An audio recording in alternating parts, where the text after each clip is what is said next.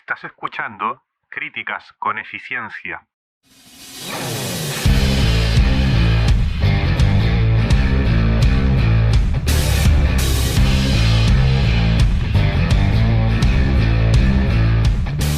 Buenos días, buenas tardes, buenas noches. ¿Cómo estamos todos los que nos escuchan?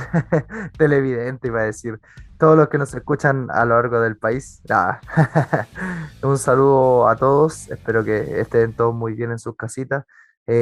Marce, saludando ya de partida en este nuevo capítulo. ¿Cómo estamos? Bien, bien, ya estamos aquí, ya episodio número, ya no me acuerdo ya de tanto tiempo que estuvimos desconectados ya por temas de la U, así que bueno, bien, saludarlo a todos, a los oyentes de Argentina. Tenemos oyentes de Argentina, así que saludarlo a Ah, ellos qué también a bien. la distancia, ya son internacionales ya, Qué bueno, qué bueno, qué bueno. así que Excelente. Así que igual a los oyentes de Chile también que nos están escuchando, así que a los chiquillos de la U que nos han dado harto apoyo y les ha gustado mucho este programa, este espacio que hemos tenido, así que felicitarlos, bacán por la buena onda. Sí, sí, bacán. Los profes igual, la otra vez conversando con la profe Elvira, ella también nos está siguiendo, así que igual, bueno saberlo, Oye, así que contar con el apoyo de los profes. sí, bueno. Así que hoy día arrancamos un programa dedicado a lo que es el proceso formativo en el deporte, que es un tema Así que es. le hemos querido dar vueltas en especial porque, como ya sabrán, muchos de los que nos han escuchado, estamos en el proceso de la práctica de los deportes.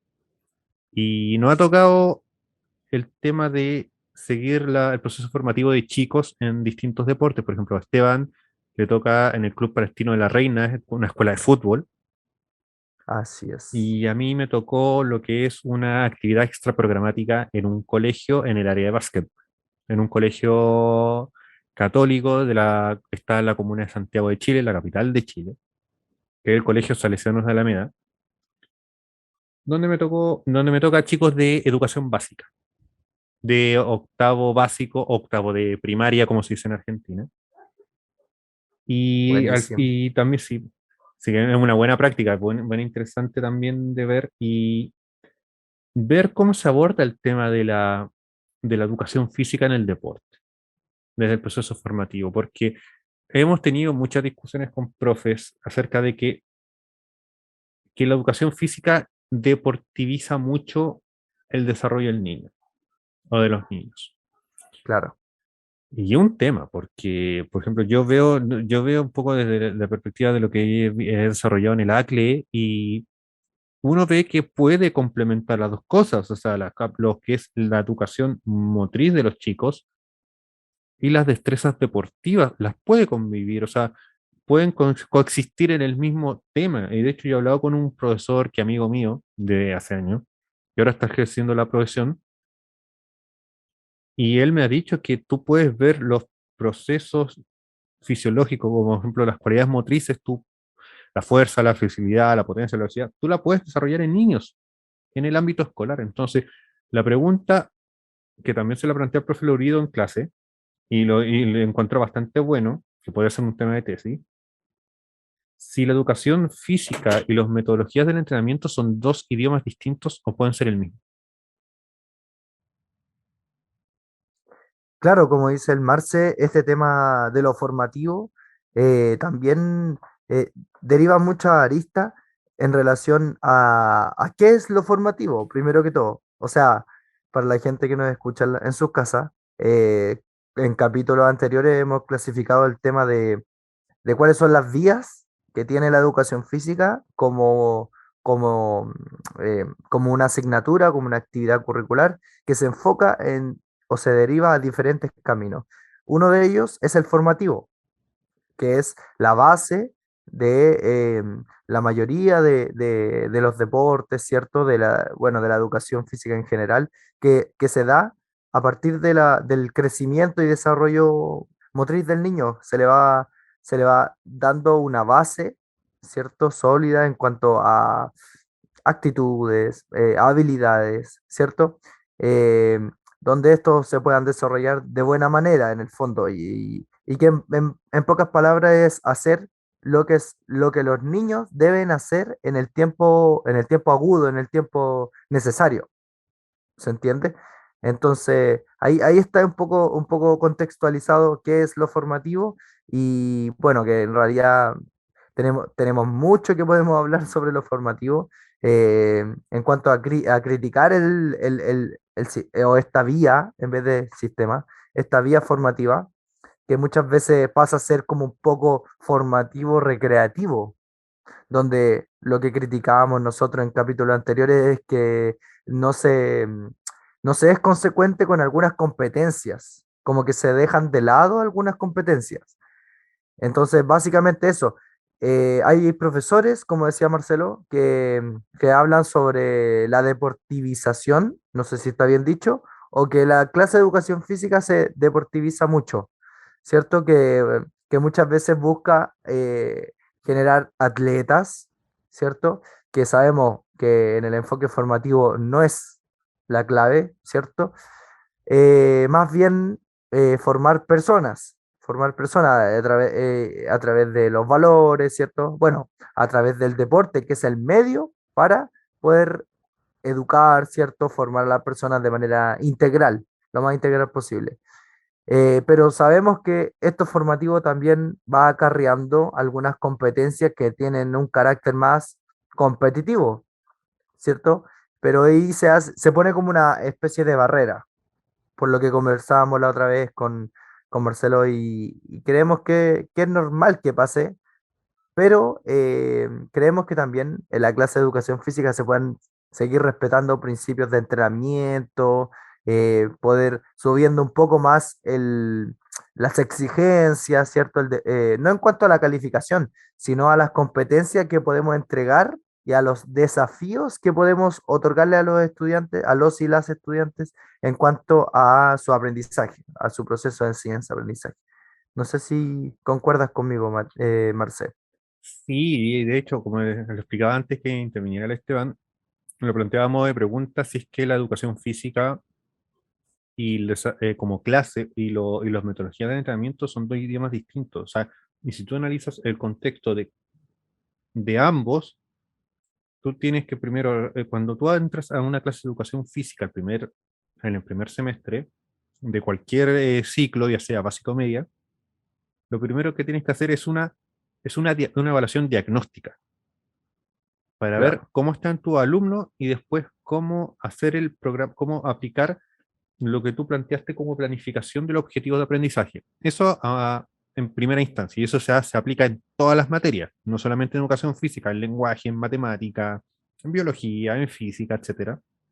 claro, Y ahora cuando tú lo extrapolas al entrenamiento deportivo, eso es lo que tú haces, tú evalúas cómo está tu alumno, lo evalúas pero lo evalúas de forma diferente, lo evalúas en la movilidad, en los patrones de fuerza, en las cualidades físicas, todo lo demás, para después hacer un programa de entrenamiento acorde a los objetivos. O sea, es exactamente lo mismo.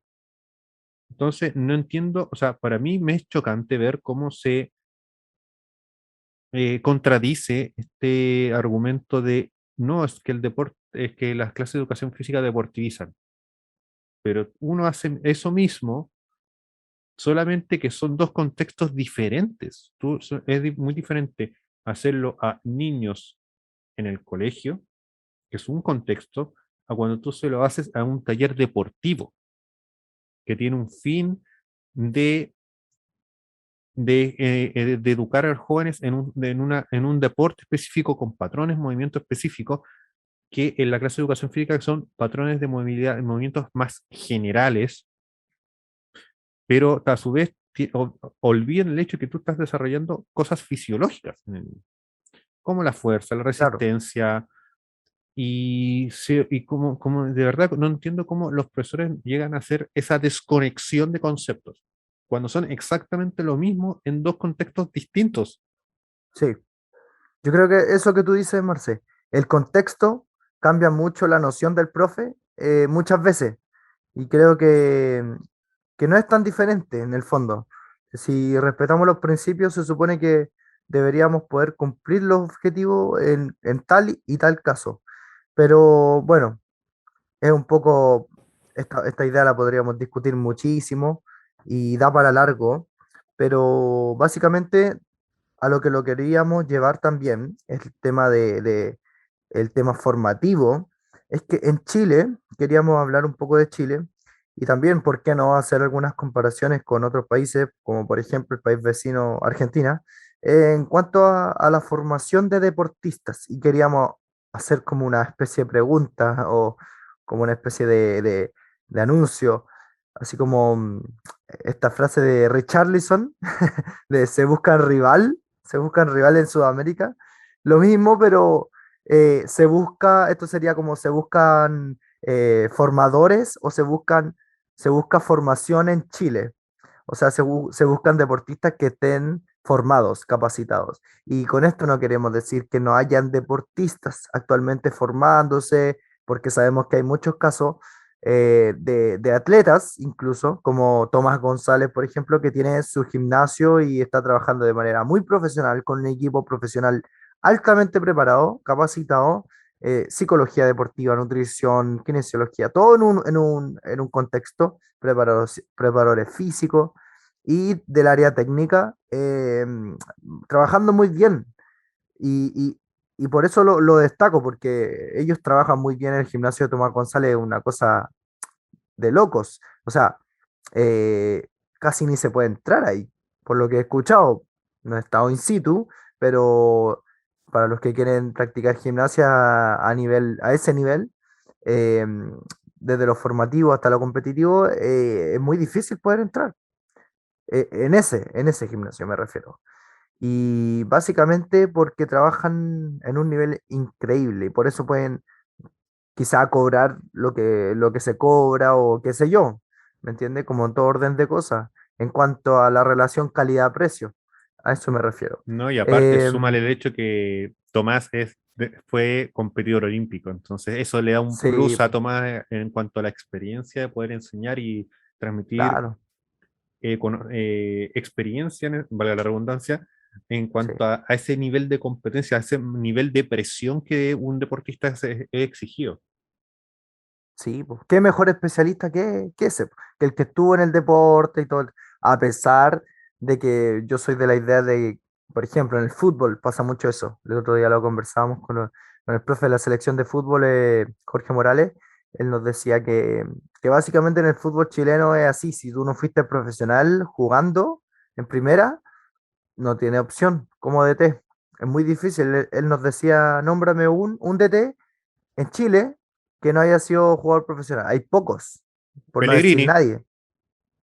Uno. No, pero Pellegrini Pellegrini jugó. por ejemplo, pero Independiente, Pellegrini es un tipo que tiene un título de ingeniería. Claro, O sea, por ejemplo, ¿qué como que, otro que se me acuerda en Sudamérica? Oscar Tavares, es profesor. claro que sí, así es. Pero personas que jugaron fútbol, que estuvieron ahí y que tuvieron la experiencia motriz y vivencia de profesional en el fondo. Porque en el fondo aquí en Chile eso se valoró mucho. Yo soy de la idea de que no necesariamente todos los buenos jugadores son buenos técnicos, buenos DT, me refiero a eso. Em, el caso diferente es de los preparadores físicos, porque es totalmente diferente. Yo creo que ahí hay una diferenciación importante. En el caso técnico, tú tienes que ser especialista en ese deporte. Ojalá hayas jugado el deporte, primero que todo. Yo creo que eso es un plus para poder enseñarlo. Obvio, si tú vas a enseñar patinaje artístico, tienes que saber los trucos, los movimientos del patinaje artístico. Ojalá tú haberlo hecho para poder transferirlo.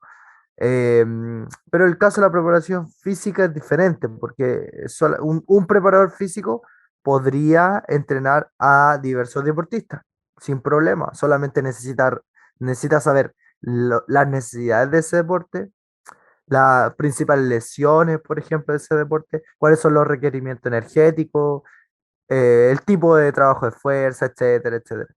Pero en el La caso técnico es biomecánica distinto específica del deporte, por ejemplo. también. Y mientras más estudie el deporte, mejor todavía. O sea, preparador físico que no estudia tu deporte, por ejemplo, yo llego no sé, tenista, y le digo, Marcelo, entréname, yo soy tenista. Ya, ya, y me hace la misma pauta que le hace al futbolista y al nadador, chao, descartado No al tiro. sirve.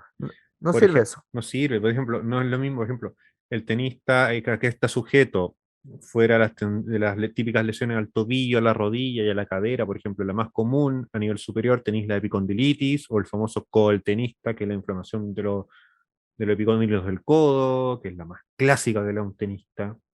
Así es. Tendinopatías patelares que se dan en futbolistas, basquetbolistas, voleibolistas y toda Rotura de la gama de menisco, lesiones que ligamento tú tenís, cruzado. por ejemplo, el halterofilista, ¿qué tipo de lesión tiene las típicas lesiones al hombro y al codo?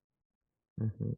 Por el tema del peso que mueve, las ejecuciones mecánicas que este tiene, entonces son muchos factores que se Claro, es escapan. diferente en todos los Cla- casos, es diferente. Y bueno, básicamente eso en relación a lo que estábamos conversando, nos salimos un poco, Va a como variar. siempre. Pero bueno, el tema formativo. Volviendo a Tomás González, a su gimnasio, a la manera en que ellos trabajan, porque en realidad trabajan muy bien, un equipo, no es uno, son muchos. Él es la cara visible, claramente. Eh, pero a lo que voy es que, o a lo que vamos, es que se necesita más Tomás González. O más, que se promulgue más esto de centros formativos, centros como en Alemania. La otra vez escuché una noticia para la final de la Copa Confederaciones, porque post Copa Confederaciones, la final que jugó Chile con Alemania, que por cierto la perdimos 1-0 por un pequeño error que uno que nunca suele fallar, Marcelo Díaz, eh, falló básicamente, perdimos por un gol inocuo. Bueno, y al final se empezó a comentar todo esto de que Alemania tenía un equipo A y un equipo B y que Alemania nos ganó con un equipo B. Pero la verdad es que si tú ves el equipo B de Alemania, voy a decir prácticamente que un equipo A también, porque el nivel de los jugadores era, o sea, que valga la redundancia, de primer nivel. Estaban todos en ligas altamente competitivas. Y ahí salió un comentario que decía lo siguiente, en Alemania hace una década atrás se habían hecho un proyecto deportivo nacional de generar 4.000 centros formativos al ancho y largo del país. Wow. 4.000 centros formativos, No, donde la es de mayoría eran locos. municipales, Es de locos. eran de carácter municipal. No, y de Entonces, hecho, sí, de hecho, mira, perdón que te interrumpa, pero de hecho, me acordaste de algo, de un contexto bastante similar al de la Copa Confederaciones con Chile-Alemania.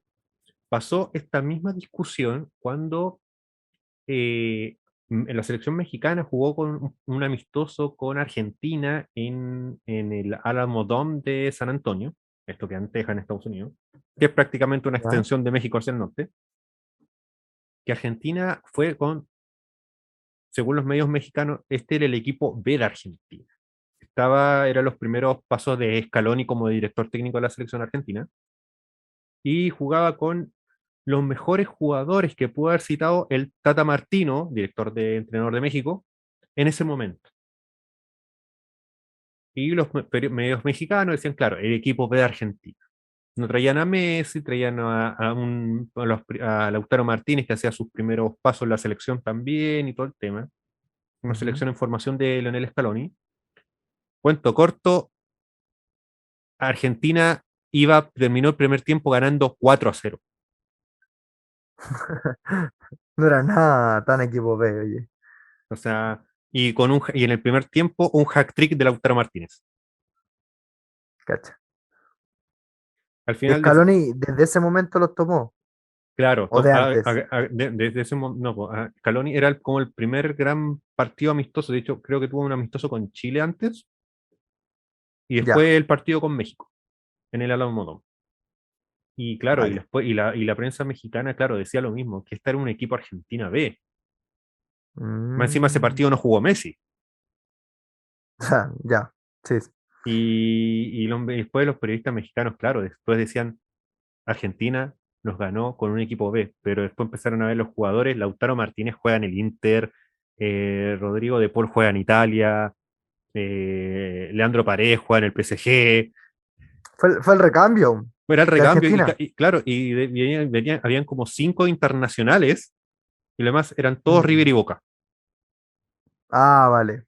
Pero que todos tienen mucha proyección, pues. Claro, o sea, Me imagino. claro, y esa es la conclusión que sacaron los periodistas mexicanos. O sea, claro, era muy Mm, competitivo el equipo argentino independiente si fuese un equipo muy local.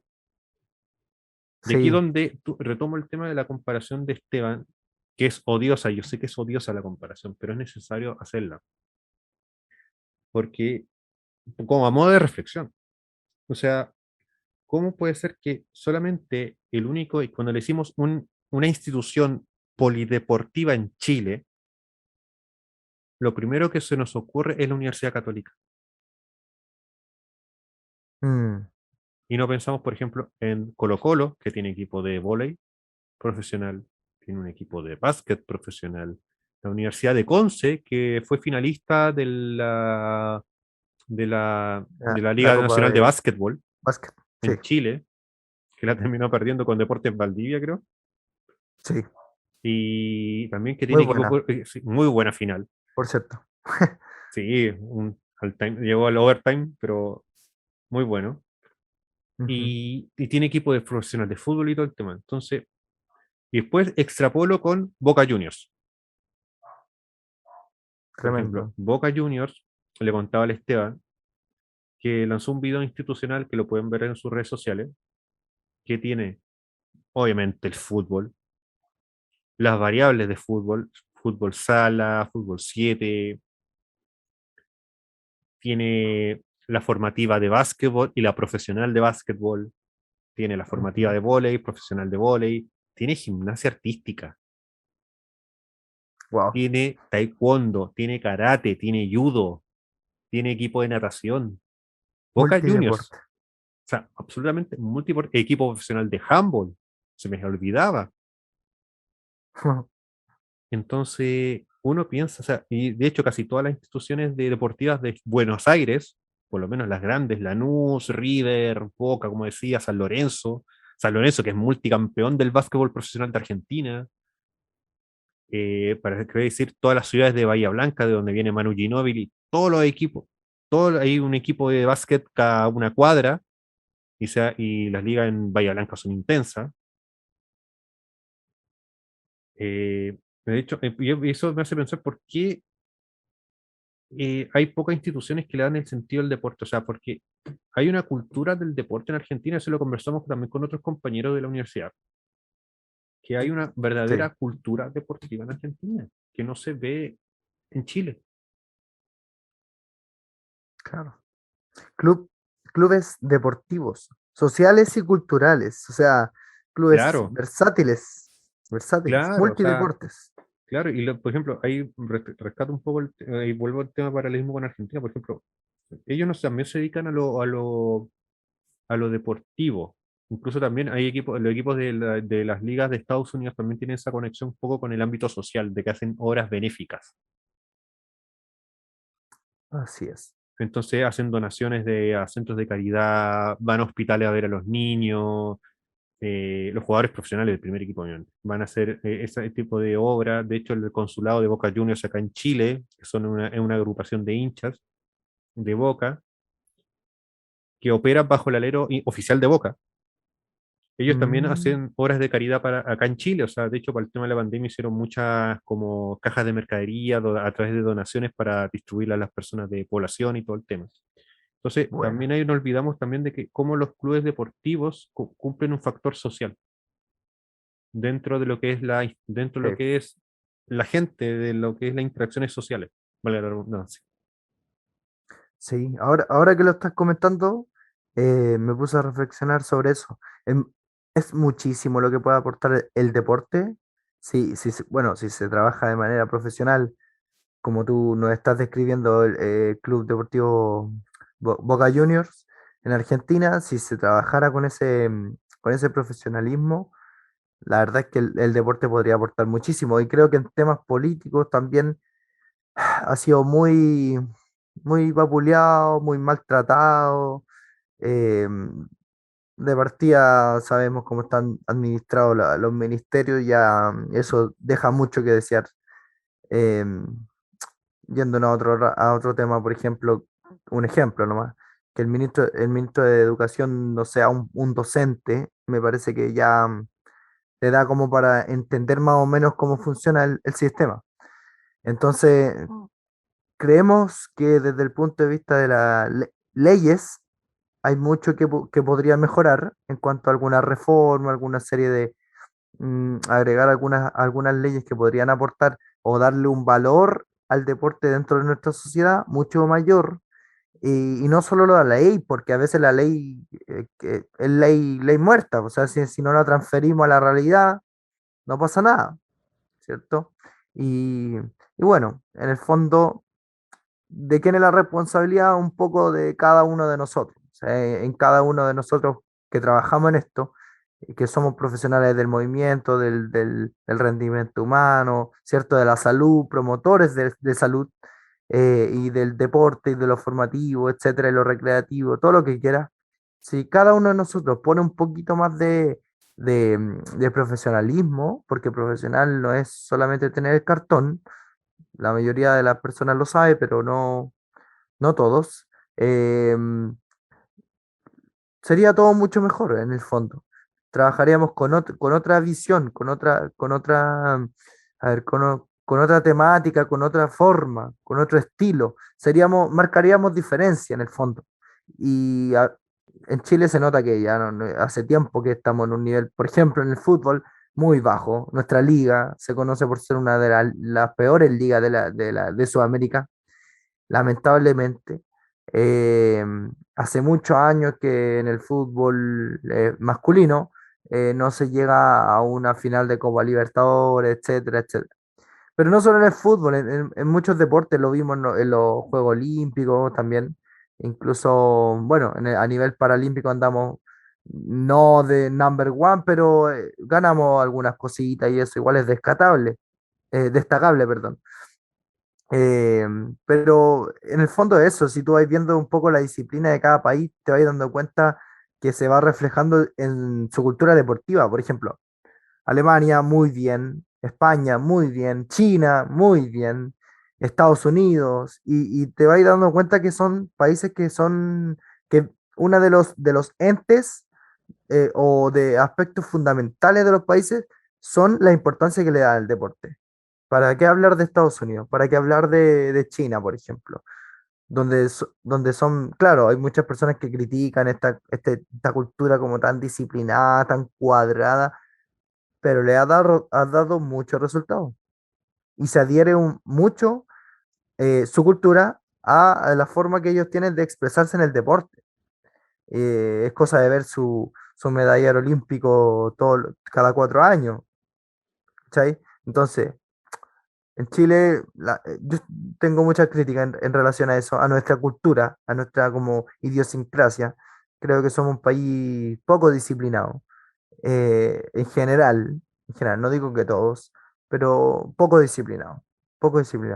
Y creo que muchas veces mediocres, mm, la verdad, en cuanto al profesionalismo. Creo que siempre estamos buscando la quinta pata al gato, siempre tratando de hacer menos de lo que... O sea, si puedo ganar, por ejemplo, 600 lucas haciendo menos, genial. Esa es como nuestra mentalidad, lamentablemente. Y eso es lo que nos lleva al fracaso, y al fracaso deportivo y al fracaso humano también, porque en el fondo va todo de la mano. No sé si concuerdas conmigo, Marcelo. No, de hecho, mira, concuerdo, pero no creo que sea una idiosincrasia exclusivamente del chileno. Yo creo que se Ujú, está instaurando una cultura del mismo esfuerzo, pero a nivel global. Y eso un mm, poco lo podemos ver en las redes sociales, con las cosas que uno lee y comenta y dice, ¿cómo hay gente que puede pensar esto? Y entiendo, de, ¿cachai? Entonces, uno, ¿cómo se puede conformar con tan poco la gente? ¿Cómo no? Hay gente que ya me titulé de tal cosa, ya listo, me dejo de hacer mis cosas. mm, Entonces ahí generé como un círculo, una espiral de mediocridad, pero y con esa espiral arrastré a mucha gente a esa espiral de mediocridad. Porque si tú eres mediocre como profesor, claro, terminas generando alumnos mediocres. Sí, po. Ese es el reflejo. O sea, tus estudiantes, tus alumnos, son el reflejo de lo que tú eres en el fondo. Y es como un tema también familiar, también pasa mucho eso, los hijos son el reflejo de sus padres. Y así. Y otro punto que creo que es súper importante, a nosotros nos pasa mucho que queremos ver resultados muy rápido. Somos muy resultadistas. Además, eh, hoy día me pasó en la escuela de fútbol, teníamos un partido, ¿ya? Fue una situación que se dio con un padre. Resulta que vino a criticar el trabajo de los profesores, un padre apoderado de escuela, Ah, un clásico. eh, un clásico, un clásico. Y mira, yo me mantuve sereno hasta que sentí que faltó el respeto, no en la forma, porque lo dijo de manera calmada, un poco sarcástica, pero con veneno, ¿me entendí? Ah, como, ¿qué sabes Básicamente, tú de fútbol? Así. claro, así como básicamente le dijo lo siguiente al profe. eh, Profe, ¿usted viene acá a ganarse la plata nomás o viene a trabajar de verdad? Porque no lo vi en ningún momento gritándole a los niños, ni ordenando, ni haciendo esto, ni el orden táctico, ni no sé qué. Y yo le dije, espera, tú estás pidiendo que nosotros mejoremos. Todo eso que estás diciendo dentro de un contexto de un partido, ni siquiera una clase, de un partido, ¿cierto? Donde los niños vienen netamente a jugar. Entonces, tú nos estás pidiendo que nosotros le metamos más presión. O sea, tú nos viniste a juzgar por un resultado. Primero que todo, porque, no, porque perdimos, ¿cierto? Perdimos 3-1. Y si hubiésemos ganado, lo más probable es que no hubieses venido. Primero que todo. ¿Cachai? Claro. Entonces, viene a juzgar el trabajo de un profesor y por un resultado. ¿Cachai? Y no estás viendo lo que nosotros hicimos un mes atrás, sábado, trabajando con los niños. Y yo me fui contento hoy, porque a pesar del resultado de mi categoría 3-1 ganamos muchas Es que cosas, ese es el tema. Mira, muchas, mira, mucho, ahí, mucho. ahí llegaste Yo vi mejora. a un punto que quería llegar. Por ejemplo, tú me estás dando yo entendí el contexto y no me lo dijiste. Ujú, Era un ujú. partido de entrenamiento. Amistoso, sí. Justamente era para ver qué cosas se puede entender del partido ya jugando en cancha. Y fue que nos pasó la otra vez con los chiquillos de la media del Salesiano de Alameda, que muchos chiquillos jugaban su primer partido con el equipo. Ujú, Eran alumnos que recién ingresaron al colegio, alumnos de enseñanza media, secundaria para los otros países, que era su primer partido, estaban nerviosos y todos le decíamos, chicos, como dice un poco como esta pequeña alfombrita que hay en la cancha del Camp Nou cuando los jugadores salen. Dice que es una cita de Johan Cruyff, salir y ay, disfrutar. tremendo. Le hicimos eso, o sea, viejo, jueguen, salgan y Eso, jueguen, diviértanse. Es un partido de sí, práctica, es para que agarren confianza con sus compañeros. sí, Entonces, yo creo que al básicamente eso. papá le costó, yo creo que el error del papá Mm. fue no entender el contexto del partido. Claro, en el fondo, bueno, no tiene por qué saberlo tampoco. Ahí nosotros somos los profesionales, nosotros somos los que sabemos lo que estamos haciendo en el fondo. Si al final a los papás nunca los vaya a tener felices. Sí, Nunca, pues, nunca, y nunca. aparte Eso conversábamos también. sí, y aparte es muy raro, actualmente es muy raro que los niños compitan en liga de fútbol, así como Claro, las escuelitas de fútbol, generalmente muy rara vez compiten en liga porque son escuelas formativas. Ya después las categorías más grandes, como de la 15 en adelante, esos chicos ya compiten. claro, porque tienen alguna proyección igual en el fondo. Igual tú vas viendo qué niño, qué niña puede, digamos, tener mayores posibilidades en cuanto a proyección en cadete. Y yo lo hago con niños que he visto. Les digo, oye, mira, habla con tus papás, dile esto, dile que te vayan a probar, que tú tienes, bueno, muchas ventajas en el deporte, bla, bla, bla, porque al final igual termina siendo un trabajo y una proyección para ellos. Pero básicamente para terminar la idea de esto del papá y esta como idea que tienen ellos en la cabeza de que, bueno, si ganan, si un resultado es bueno, todo es bueno, si un resultado es malo, todo es malo. No, no es así. son procesos. Y nosotros en general nos concentramos en resultados rápidos, queremos todo rápido. O sea, ojalá que Chile salga campeón mundo de aquí a 4 años más, ni siquiera. O sea, el próximo mundial ya tienen que ser campeones, así es rápido. Y no es tan fácil para los que trabajan en esto, no es tan fácil. Se necesita formar deportistas. Mientras mayor sea la cantidad y nivel de deportistas, mejor. Pero para eso se necesitan años, décadas. La generación dorada en Chile de fútbol masculino no llegó de la noche a la mañana. No. Y de hecho, puede que algunos de ellos en algún momento de su carrera pudieron haber desistido del fútbol. No sabemos. Quizá uno se iba a dedicar a la carpintería o iba a trabajar en un lugar, en alguna empresa con su papá o en algún trabajo, ¿se entiende? Pero ¿qué pasó? Hubieron personas, profesores, formadores que estuvieron ahí para guiar la carrera de los deportistas, de los y las deportistas. Por eso yo siempre digo que nunca es tarde para jóvenes que son talentosos o que tienen mayores proyecciones en un deporte, ¿cierto? Que son los menos, lamentablemente, pero hay algunos que se pierden, muchos que se pierden. Y yo siempre digo, nunca es tarde. Hay jugadores que hoy en día están jugando por Colombia, un jugador que es extremo, ¿cierto? No me acuerdo el nombre, pero es buenísimo. Ha destacado mucho en los últimos partidos por Colombia. De hecho, a Chile le hizo un partidazo. Y este muchacho venía de la tercera división y ya era grande, ¿me entiendes? Entonces, hubo ahí alguien, un formador que le dijo, oye, tú, mira, deberías estar jugando en este nivel. Lo tomaron, lo prepararon y está hoy en la selección Colombia, en primera, y va a jugar un mundial, seguramente, porque si Colombia sigue jugando bien, va a llegar al mundial, ¿me entiendes? Entonces, proyecciones a largo plazo, ¿quién hace muy bien eso? La mayoría de los europeos, los españoles, en la Masía, en el Barcelona, en la Masía. 10 años de proyección un jugador. En el Bilbao, que juegan puros jugadores vascos. Imagínate la limitancia que genera eso, que solamente elijan jugadores de una región, solo jugadores vascos. Igual, sacan muy buenos equipos, se han mantenido en primera división por muchos años y los jugadores son formados y educados. No forman solamente una máquina que entre y juega la pelota, no. No, son jugadores que entienden de táctica, entienden de técnica, entienden de fundamento y de reglamento, ¿cierto?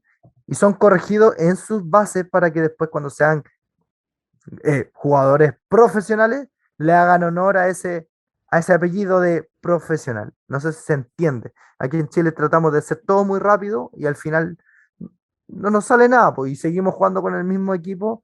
Claro, que nos dio mucho la generación dorada, pero viejo, falta recambio, faltan jugadores nuevos, faltan que se metan nuevos jugadores que empiecen a proyectar a otros, porque la generación dorada no va a ser eterna.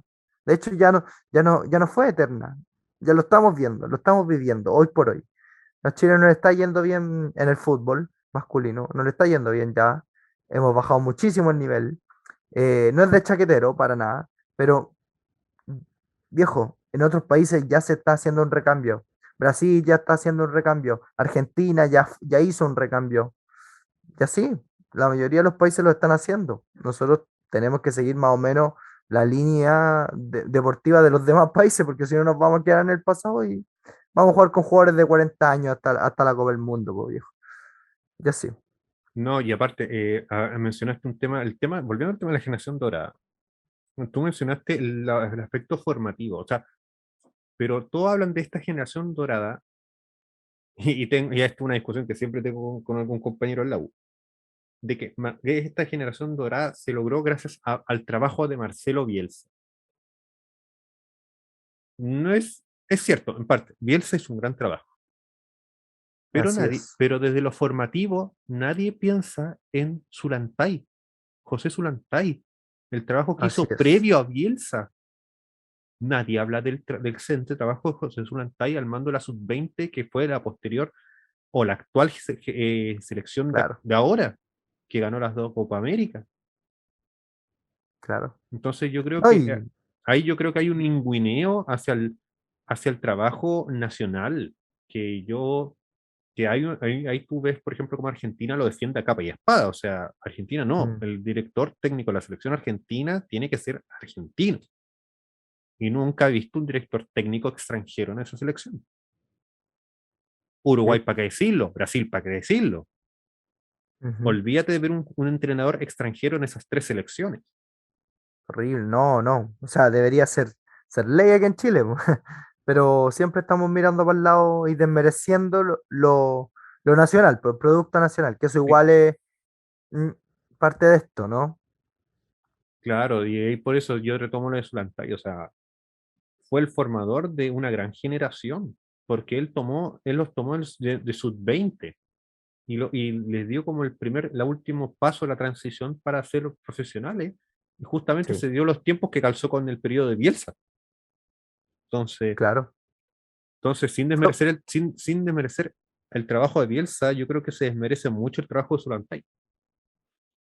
claro, se juntó un grupo de jugadores muy talentosos, eh, justo con dos entrenadores, claro, que cumplieron la función de formar, porque en el fondo formaron jugadores profesionales, o sea, todos de esos jugadores después llegaron a Europa, la mayoría están en Europa.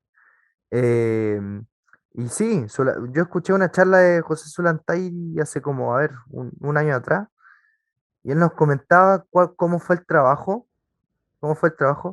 Yo quedé loco, en realidad, y conocía poco a José Solantay, pero me di cuenta que era un capo, bueno, un tipo con mucha experiencia en el fútbol y se notó su mano, y igual es fome que no se reconozca tanto como a Bielsa, claro, porque Bielsa en el fondo se habla de que cambió la mentalidad y todo, igual valoro mucho que se reconozca a Bielsa, porque con Bielsa no ganamos nada, o sea, ganamos pasaje al Mundial, que eso ya era mucho, bueno, eso puede ser como un premio, pero un título.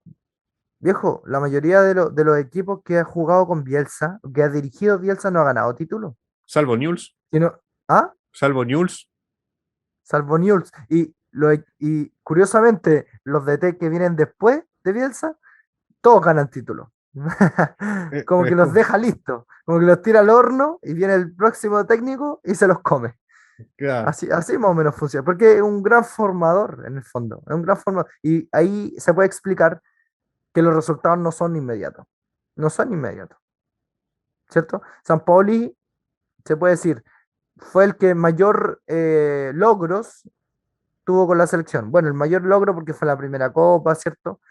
José Antonio Pizzi también, pero San Paoli sabemos que tuvo el mejor rendimiento en Chile, ¿cierto? Él tuvo los mejores resultados, pero esos resultados no son solo gracias a él, son gracias a Marcelo Bielsa y al trabajo de José Solantay, que partió mucho antes, porque si él no hubiese conformado ese grupo, si él no hubiese generado una nómina, ¿cierto? Con jugadores específicos, quizás no hubiésemos tenido el equipo que tuvimos y nunca hubiésemos ganado una copa, quién sabe.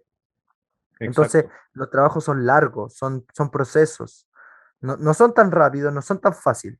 Yo soy de los que cree que las cosas que son muy rápidas, fáciles, no, casi nunca funcionan bien. Entonces, eso. No, y aparte, ya como la última reflexión, ya para poder terminar, quiero explicarle algo a la gente. Por ejemplo, Argentina, la AFA, la Asociación de Fútbol Argentino, tomó un proyecto de formación para una selección adulta en el futuro de la mano de Javier Mascherano. Él es el encargado de ese proyecto y se trajo a gente de la Masía, gente del Barcelona, para este proyecto, y es un proyecto que ustedes pueden ver, se lo descargan de la página de la AFA, y pueden verlo. O sea, es un programa que está pensado desde la sub 15 en adelante hasta la adulta. Y es un proyecto a largo plazo, ahí para un poco podemos ver que ya Argentina se está tomando esto en serio, no para ganar el Mundial ahora de Qatar, sino Claro, para ganar los próximos mundiales o las próximas Copas América. trabajo a proyección, Claro, o sea, lo y cual un está proyecto buenísimo. ambicioso que tomó Javier Mascherano, o sea, presentó el proyecto a Claudio Tapia, todo el tema, se lo aceptaron y lo hizo. Lo primero que hizo, contratar gente o sea, pedir que gente de la Masía se viniera para Argentina. No, tremendo, tremendo, porque al final, mira, la escuela de la Masía, como para ir cerrando, es es una escuela de vida en el fondo, porque generan a deportistas, ¿cierto? De muy buen nivel, pero además forman, o sea, junto con eso, forman personas, ¿cierto? Yo creo que el tema del desarrollo integral ellos lo manejan a cabalidad, ¿cierto? Maneja el tema profesional en cuanto a académico también, porque ellos se preocupan por la educación académica de sus deportistas y la formación profesional en cuanto al deporte. Y para qué decir el tema de valores y- y educar en todo ese tipo de área emocional, etcétera, afectiva, lo cual es muy importante porque acá en Chile, por lo que yo he conocido, nuestra cultura, lo dijo Johnny Herrera la otra vez, se refiere a eso, lo voy a parafrasear un poquito. Aquí los cabros en cadete, calcula como a los 15 17 años promedio, viejo, están en cadete, están en escuelas que todavía siguen siendo formativas de nivel, pero todavía siguen siendo formativas, ¿cierto? Juegan competencia, pero todavía están pasando por un proceso de formación para ser profesionales, porque todavía no son futbolistas profesionales. eh, Ahí recién puedes pensar en ser profesional, estando en cadete. A lo que voy con esto es que estos muchachos muchas veces se creen el hoyo del queque, para qué te lo voy a decir de otra forma, si así es? Solo por estar ahí, ¿cierto? Y que, bueno, yo no soy muy partidario de eso, pero que el pelo, que la ropa y que un montón de chiche, que le llamo yo, un montón de chiche, que al final no funciona para nada, ¿cachai? Claro, le copian a los futbolistas profesionales y todo el tema, pero se preocupan de mil y una cosas antes de lo más importante, lo que tienen que hacer, la Jugar a la disciplina, pelota. lo que jugar a la pelota, entrenar y como digo siempre, romperse el entrenando, porque lamentablemente ese es su trabajo. Si le gusta bien, si no, bueno, dedíquese a otra cosa. Pero si está ahí y no sé, si es chileno y tiene proyección y quiere jugar por la selección y sus sueños son eso, dedíquese. Yo, bueno, ¿qué Tómeselo en hubiese dado serio. por haber trabajado en eso? Por haber sido profesional y por haberme dedicado, porque muchos saben, me encanta el entrenamiento, me dicen, yo vivo de eso.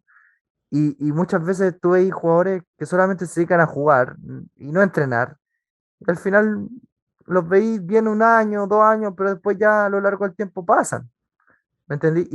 Y se ha demostrado, hay equipos como por ejemplo los italianos, que sabemos que técnicamente no siempre son súper dotados, los alemanes, lo mismo, pero viejo, físicamente te arrasan, te pasan, viejo, son equipos tremendos, muy disciplinados, muy disciplinados. Y los que, bueno, yo he seguido muchos equipos alemanes en cuanto a la preparación física y tienen un nivel de estructura de trabajo tremendo, o sea, inigualable. Estamos a años luz.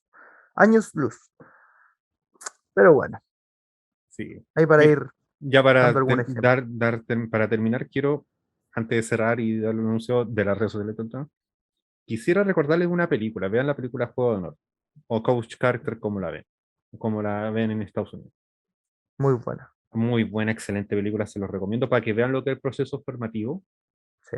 Y ahí el personaje de Samuel L. Jackson, que es el profe, dice, ustedes son atletas, pero que antes que atletas son estudiantes.